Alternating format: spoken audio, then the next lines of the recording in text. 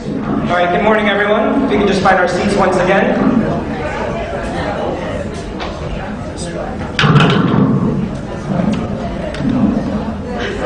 I'd like to begin just by saying,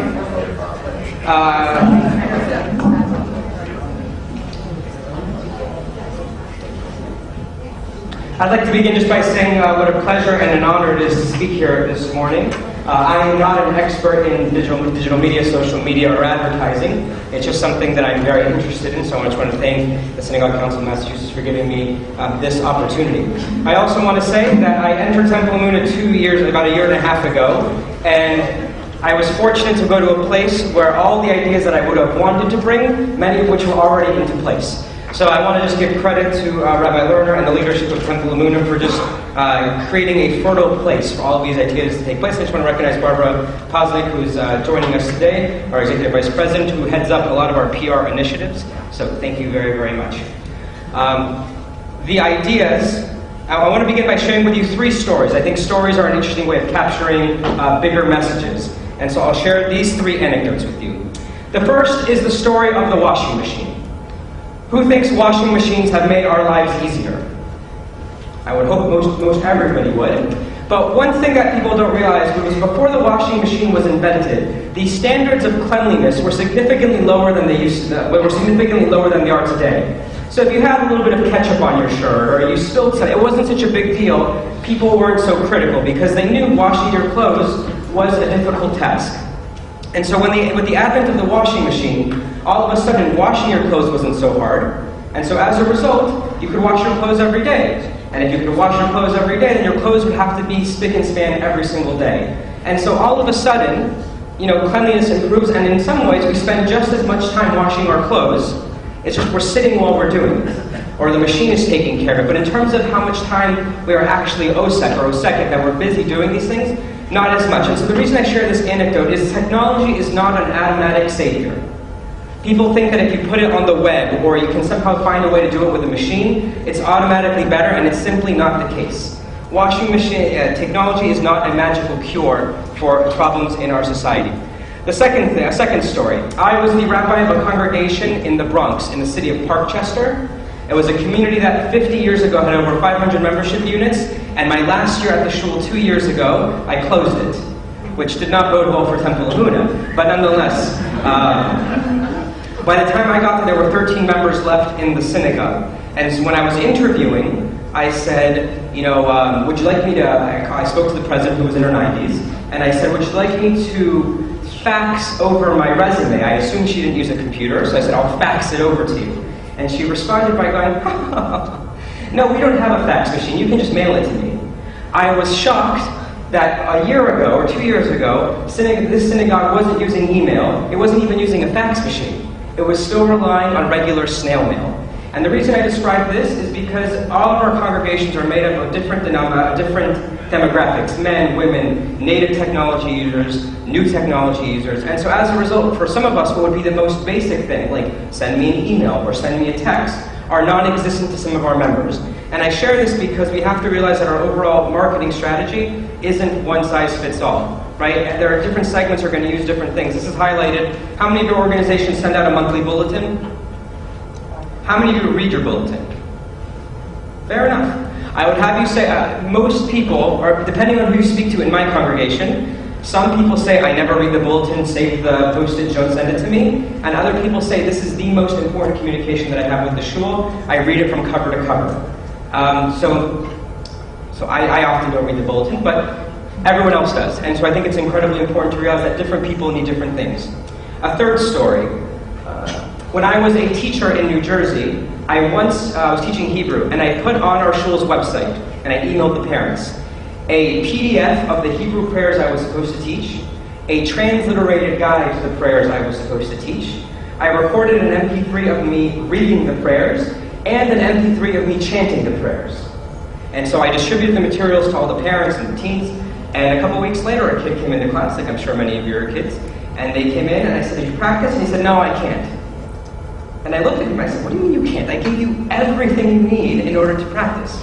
And so he went away, and I told the story to my education director, and she looked at me and she said, Michael, all you can do is take away people's excuses for not knowing. but you'll never convince them to do whatever you need them to do just through media. And it was this big awareness that I'm sure in all of your shuls, people say, oh, I didn't know. I didn't know. Why didn't anybody tell me? And you might say, it's been in our bulletin for 8 weeks now. How did you not know? Right? Or I sent an email about it. Or the most frustrating thing, you say, I spoke about it in the sermon. And people don't know about it. And so we realized that people need to see things often. Rabbi Lerner, the senior rabbi of our synagogue, spends a lot of time in all of our meetings saying people need to see things multiple times in order for it to register. And it needs to look relatively the same. It can't be different messages. It needs to be, like you mentioned earlier, Sam, it needs to be consistent, and it needs to be across different venues. The last anecdote I'll share, thought about it at the last minute. How many of you ever watched the TV show The West Wing? Yeah, so it's on Netflix. So I started at season 1, and I'm up to season 2. It's fabulous. They did polling on this one episode about gun control, and they realized that it wasn't polling favorably. And so they said, we're going to drop the issue. And one of the people said, listen, just because it's not working yet, doesn't mean, it means they haven't heard your message. Once they hear why they should be in favor of X or Y, it means then they'll come around to it. But just because people aren't initially excited by it, doesn't mean you should stop the idea. All of these anecdotes hopefully serve as a catalyst for thinking about how we use technology in the synagogue and how we can use it more importantly, effectively, in the synagogue. I remind people that technology is a means to an end, not an end. Right? People often like to throw buzzwords at things. So, for example, they'll say, oh, just put it on Twitter, right? Just make a YouTube video. Right? Just throw technology at it, and that seems to be like the buzzword that is somehow going to cure everything, and it's not the case. Technology is a means to an end, not an end of itself. So, what I want to take you to is this is our shul's, one of the messages of our shul. I don't know if it's our mission statement. It's on our website. Barbara will clarify what this is. Sure. So I'm a visual learner. So if you want to move your chairs up closer, we can provide all the links to the stuff I'm going to show you later. But if you want to move closer so you can see the screen, by all means. We describe our synagogue as Temple Emunah as a dynamic, engaging, and welcoming congregational family. We build Jewish identity through learning and praying together in the spirit of conservative Judaism, caring for each other in the world, and working to create an enduring Jewish community in the United States and Israel. That's our mission. That's what we're about, right? Roughly. And so the question is, everything that we do, whenever we use technology, the question is, how does technology help us accomplish this? And that is what all of you, when you're looking at your organizational goals, have to ask yourself. How is technology helping me achieve? Well, how is technology helping me achieve this specific goal? So the first thing is figuring out, are you trying to spread your message to people in-house or outside? Affiliated, unaffiliated, membership, non-member. However, whatever dichotomy you want to use. Is your advertising for senior members in your community or for younger members in your community? How are you trying to reach them? Because ultimately the message that you're trying to convey needs to be in a media that can be heard. I'll give you an example. I once made a flyer for a synagogue, and I put all these graphics on it, and I thought it was the snazziest looking flyer. And someone, not at my synagogue, someone at the organization said, this flyer is terrible. I said, what do you mean? It's got graphics, it's got puns, it's cute, And they said, our people just want who, what, when, where, and why. That's all they want to see. And I said, but this is so ridiculous. They said, but this is how we advertise. And I said, all right. So I did it that way. Internally, our synagogue uses what's called Constant Contact. It's a program. How many of you use Constant Contact? How many of you have heard of Constant Contact? Constant Contact is effectively a database that facilitates communication between an organization and its directory, and people can sign up or sign off or remove themselves from the list. And it's an incredibly powerful tool because it standardizes the way emails are received by the recipients. It doesn't matter if the screen is a certain size. Back in antiquity, before things were standardized, it used to matter if you had a Mac or if you were using Netscape, or if you were using Internet Explorer. But this program, Constant Contact, allows you to send out a message and know exactly what it's going to look like once it goes onto the internet. And it's an incredibly powerful tool that I'm going to speak to in a little bit. We'll turn this a little bit into a websites. When the internet first came out, the idea of a website was basically your presence on the internet. The idea was, just as you would want people to come and visit you in your brick and mortar store, you would want people to come and visit you on your website. And in some ways they were very static. The idea was you came, you saw, and then you left. That's what websites were. Nowadays, we're moving over to a new web, and there are different debates, website, Web 2.0, 3.0, whatever way you're looking at. But the idea is people, when they visit your website, want to see things that are constantly changing, things that are dynamic. And the question we have to ask ourselves is, when people visit your website, what do you want them to see? Who are you? What's the message? And most importantly, how will it be updated? And who's going to do the updating? Right? Because no one wants to go to a website where you see that everything is old. Right? And it's ironic that our center panel is for poor and color. Right? No, we updated it. That's how it works. Yeah, that was a porn carnival, right? So this is Temple Amuna's brand new website, which I'm extremely proud of. And it's when you visit our webpage, we update it every week, and we update it using the weekly email that goes out, the weekly rabbi video that goes out, and these two panels over here we can change it in about 2 minutes and put on whatever we want people to see. And part of it is accustoming our congregation to using our website. And the most impressive thing that we've added, I can brag, is our calendar section. And the internet's, hopefully it'll kick in, right? Any information you need for congregational programming, we have to, what's the term? Adapt. You need to encourage. People have to get used to using this to find all of our synagogue programming. And the idea is, as it loads, any changes, here's our synagogue programming. This is a slow week. And so you can actually adapt the calendar to match up to office closings, one of our specific minyanim, if your sisterhood programs, USY. The idea is people can make their own programs, and Google facilitates this because all of this is linked to one Google account. You make the change in one place, it automatically gets changed here, and then from here it sort of creates like a domino effect. It gets changed in multiple places. So the question is, it's not enough to have a nice website. It has to be a website that's constantly changing and that's constantly adapting in a way that makes sense. Can I ask a question? Sure. How many people have access to change things on the calendar? Barbara? I think it's just our staff members and a few key leaders.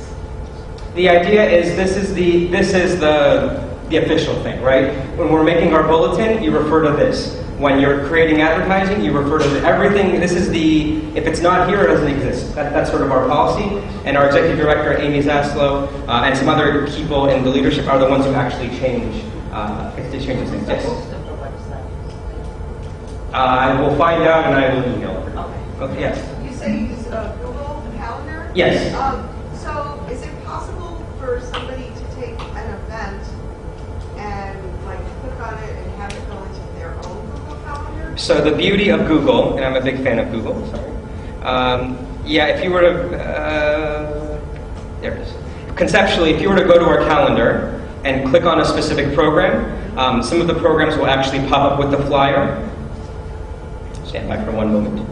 And some, let's say for example, this USY dinner at Rabbi Fel's house. It was a lot of fun. I would recommend it. You can actually, I believe, click on this. Oh, there you go. Copy to, sorry about that. You could click on either copy to Google Calendar or copy to Outlook and just add it to people's calendars. The idea is facilitating it to people's lives. So I want to show you some of the exciting things on websites. Some things you can do to make your jobs a little bit easier is including what's called a CSS, or an RSS rather, right? An RSS is basically you create a block on the website, and that block automatically gets data from a secondary source. So for example, HeapCal, or HepCal, depending on how you pronounce it, right? Automatically can upload Shabbat times. So you don't have to update it yourself. You can get news from Israel, Haaretz, all these different blogs and things have places where you can add your own data, and so it makes your website look more dynamic, but you yourself don't have to do anything. At Temple Amuna, we have a Twitter account, right? And so automatically, whenever we send a constant contact, and I'll explain how we do this, whenever we send a constant contact, it automatically goes on the Shul's Facebook page, it goes on our Twitter feed, and it bounces all around the internet from one click. Right? And so it makes us appear in multiple places with minimal work. And part of this is adapting the congregation to getting used to using Twitter. At our congregation, not everyone has a Twitter account, and I think people are slowly warming up to it. But what's great about this is anything you want to know about our Shul's programming or our activities, you can click on the link. It'll take you to here. And here you have basically a repository of every single thing that Temple Amuna has done. in the past whatever, right? And you can click on all of these links. Also, Rabbi Lerner and I will tweet different news stories that we think are interesting, different opportunities, different learning things. And so it's another way of connecting to the congregation. Yeah. So when you say that you tweet those stories, does it come up on your website? Is that what Yeah, so if you were on our website, automatically down here, there's a feed that lists the 5 most recent tweets. Okay. So that's what that right box is over there? Correct. Yeah, everything. And you could do this for Haaretz, you could do it for the New York Times, you could do it for whatever you wanted to put on there. You could conceptually put there. And it's a way of making the website sort of dynamic. I think, yeah. So, but you have to tweet the story. It doesn't just come up from New York Times or Haaretz or whatever. So there are different things you could add. I think they're called relayers, where you can actually create an account that automatically will grab whatever one account does and put it over here. So I'll share that. One of the exciting things, I think the most dynamic thing, we're actually coming up to our 1-year anniversary of doing this. Rabbi Lerner and I put together a weekly Shabbat video. And what started out with one camera and using Windows Movie Maker has since turned into a more adventurous experience. So these are some multimedia, we'll watch these for about 2 to 3 minutes, and then we'll talk about them. This was our promotional video for the beginning of the year. That's Rabbi Lerner.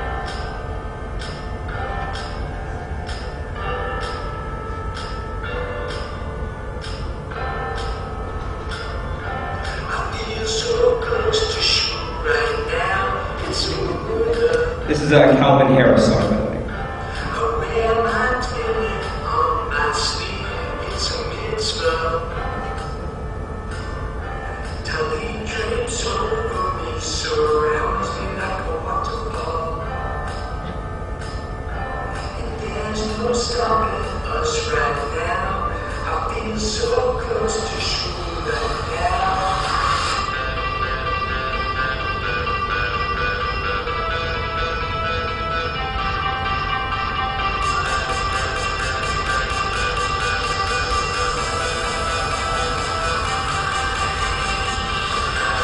I'm going to fast forward a little bit.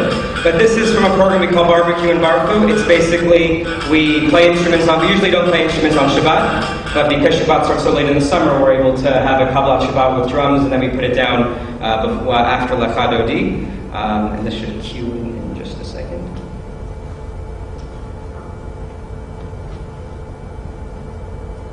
Lord. Anyway.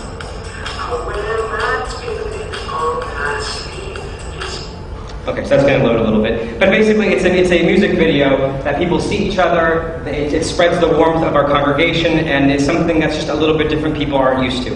This was our kickoff video. This over here we use for synagogue education. We use this to teach an igun that we use during the high holidays.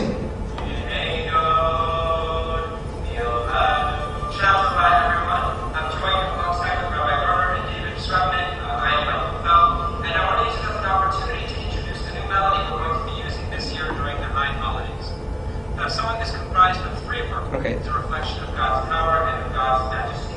And the melody goes like this. The first part goes, so we were able to integrate that into our congregational services, and this is the weekly video we send out appropriately every week.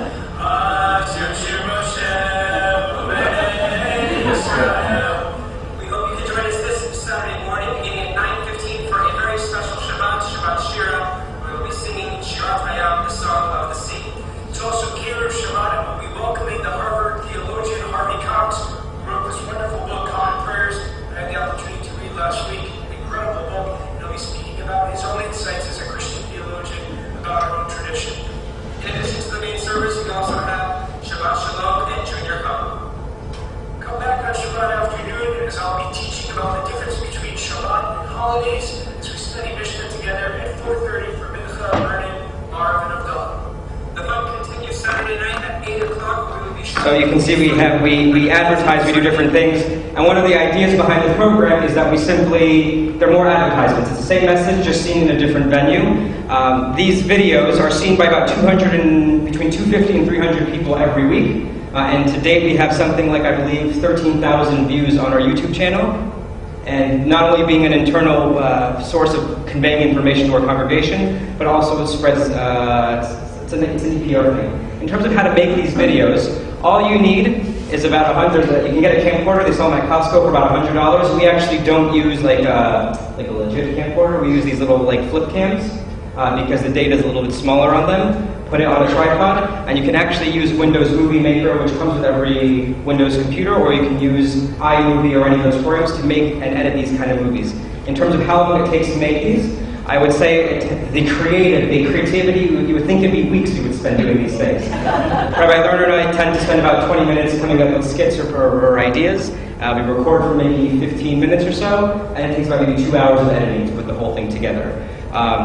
You can certainly, what I have found is, what makes these successful is that they're well made, right? Yeah. To do things that don't look nice, nobody wants to see, what's a good word? Nobody wants to see things that aren't well polished, right? If you're going to try to do these things, they need to be well done.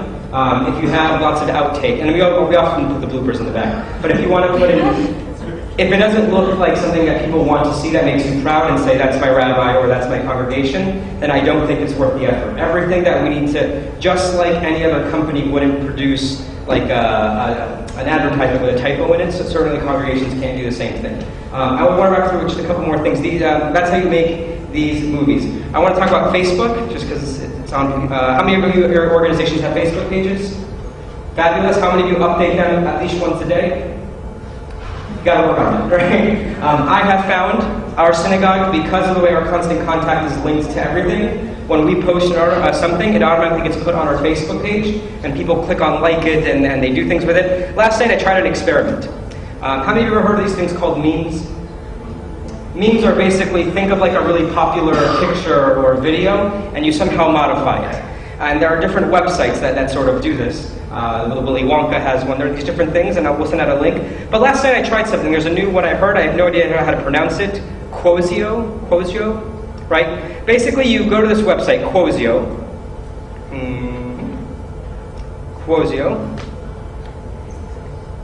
and you just put in a quote, whatever you want. It could be, come to the SEM breakfast, come to hang out with Alan, right? You can put whatever you want on it, right? And then you just click on go, and it'll share it on Facebook, on your own page. So last night I tried this, and I thought I did a very cute message. I made a message that says, when I come in, it just says, Shayna Fel, my wife, is the best wife in the world, and I love her. And I posted that, which got me major points, right? And unbeknownst to me, last night, 11 people clicked that they liked that message. And my friend June Scheckner said, cute. And I'm thinking, why are people reading this? I don't know, right? Why do people care? I don't know, right? I posted this just to see how it would work. But by posting this, by doing something like this, all of a sudden now 10 people have now entered my world, right? And 10 people are now more familiar with my relationship with my wife, right? And that's what we as organizations have to do, is constantly find a way to foster a relationship with those who are parts of our organization and those who aren't yet a part of our organization. Little things like this, like putting a comment on Facebook or whatnot, insert yourself in people's lives. And once you're there, it's easier to get your message across. These are all free tools that just take time. Rabbi Lerner and I lament that if we really wanted to do Facebook, Twitter, memes, our website, do it all right, do it all 100%, it's a full-time job, right, to have an appropriate presence on Twitter. But the reality is that this is one way that people are moving forward in terms of how we do advertising. But the reality is also, not all of our congregants are on, or all of our members are on Facebook, or friends with us on Facebook. And some of us don't want to be friends with our congregants on Facebook and want to try to maintain like professional, personal boundaries. Some of us really want our congregants to Facebook friend us, right? And this is something that we all have to figure out. But the idea is this inserts yourself in people's lives in a low barrier way of getting involved. How many of our organizations have Twitter accounts? Good, use them regularly. As far as knowing how well we're doing, Rabbi Lerner and I, and I would say once a month, go through all of our constant contact results and check on opens, check on clicks, check on forwards. We try to see if it's worth our time. When we were making our videos over the summer, we realized we were getting maybe 60 people who were watching it, and we said 60 people is not worth 3 hours of our time. But all of a sudden, so we canceled it, and we went on hiatus. And so now we're back in production once again. I just want to finish 2 more things. Google Hangout for congregants who can't get to shul, and of course there are halakhic considerations for those who have halakhic considerations in terms of using Skype or using Google Hangout on Shabbat. Again, free services that can take people who are stuck in their homes and bring them closer to the shul. Something to think about. And the last 2 things I'll leave you with are, this is just a taste. This is just like a sample of all the things that you can do with social media.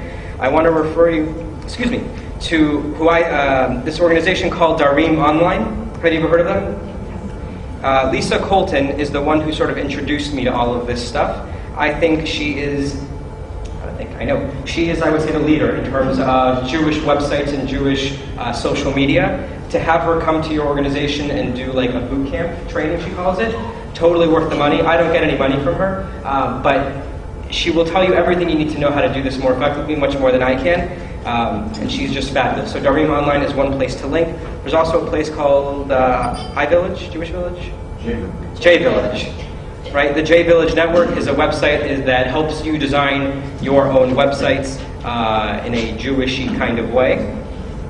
Right? And so they can help you make your own website as well. And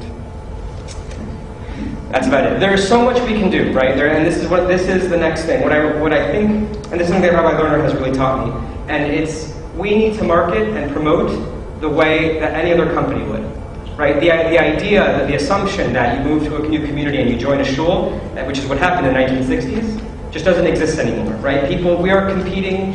When I talk to people about donating money, for example, Matanot Levionim, gifts for the poor on Purim, they will respond and say, how is that any different than donating to breast cancer, than donating to Autism Speaks, right? So when we're competing with ideas, Judaism is now in the marketplace of ideas, and we need to be as witty, as funny, and as aggressive as everybody else. And I think we realize that the best product we have, I usually don't quote the Rebbe, but I feel it's appropriate to do, right? We, as a Jewish community, Torah is our greatest asset. We have the best product in the world. If I were to tell someone, right, and when people ask me, I tell them, I have a product that brings you closer to your family, creates social relationships with your friends, challenges you spiritually, challenges your mind. It's just a wonderful way to live your life. Everyone else thinks they have the way. 5-hour energy drink, a new television. Everyone else thinks they have the key. I think I have the key too. And as long as we can sort of channel all that excitement that we have about our product, which is Judaism, the enterprise of Judaism, and convey that excitement to our community, then I know our promotional efforts will be worthwhile. Thank you very much.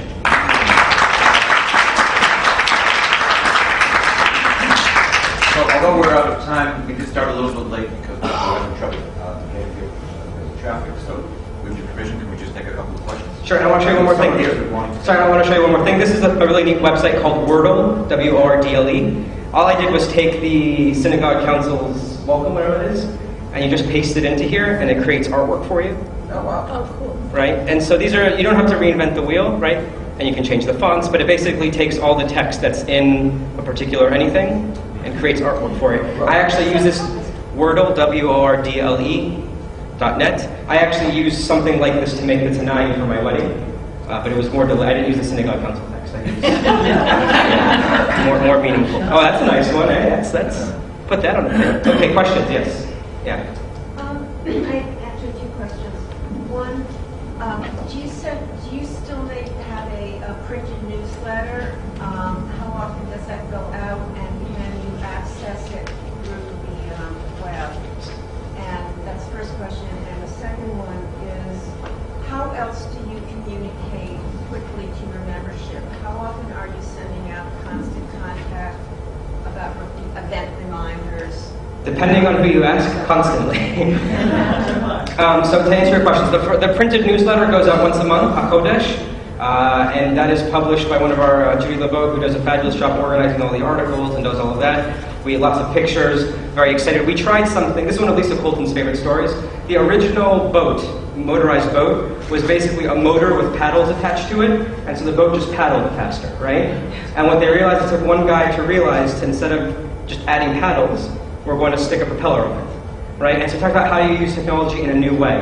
And so originally we were actually, a lot of people just put their PDF online, right? They just take their hard, and what we tried for a while, and it wasn't received very well, was actually using an animated PDF viewer, so you could turn the pages, it had hyperlinks in it, but people didn't seem to like it, and we had issues. And as far as how often we communicate, we have a Wednesday night constant contact that goes out to the congregation, which is specifically about that week's programming and whatever Rabbi Learner and I want people to see or do, and has the video.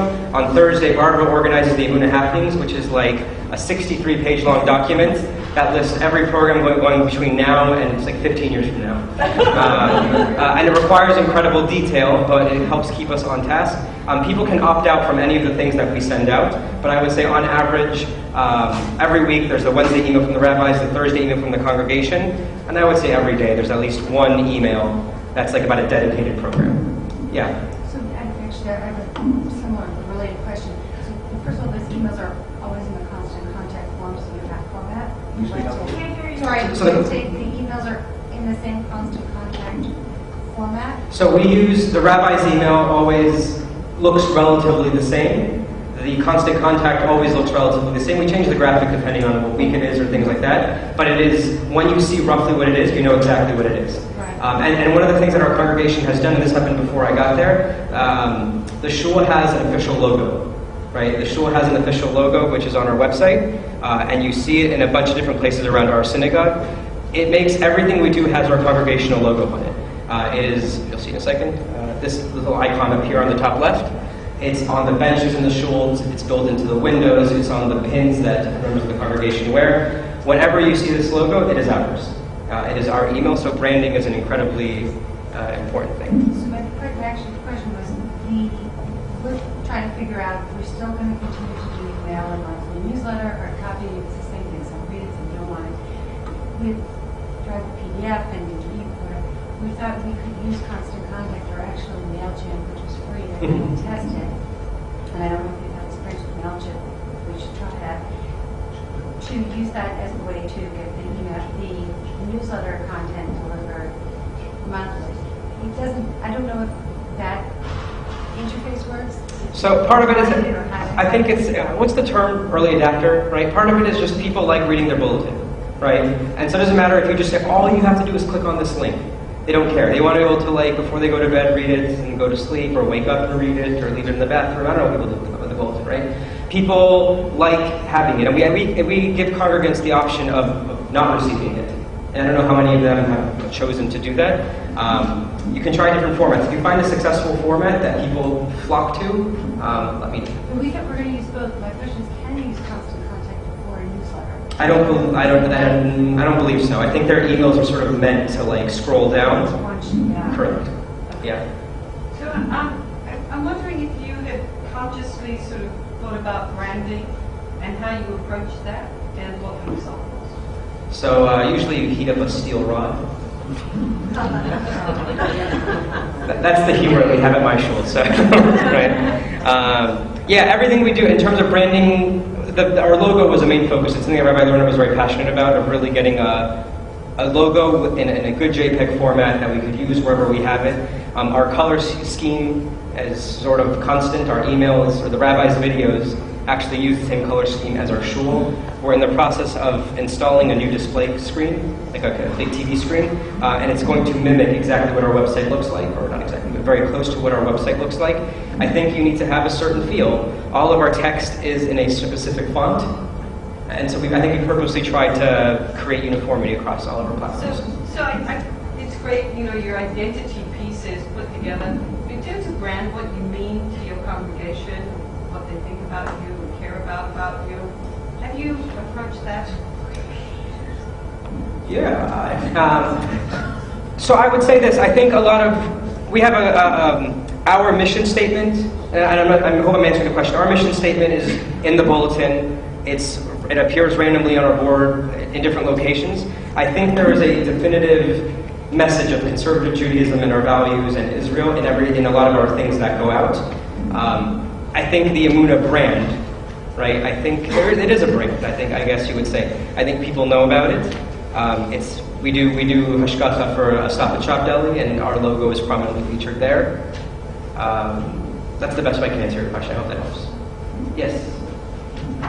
Following on the branding / image question, in the early stages, or maybe even now, do you ever get any pushback from people who run up against the dignity question? It's like, are you kidding? Putting videos of our rabbis on swings, that's not the image we want of our congregation. It's undignified to have our rabbis appear in these things, singing silly songs, etc.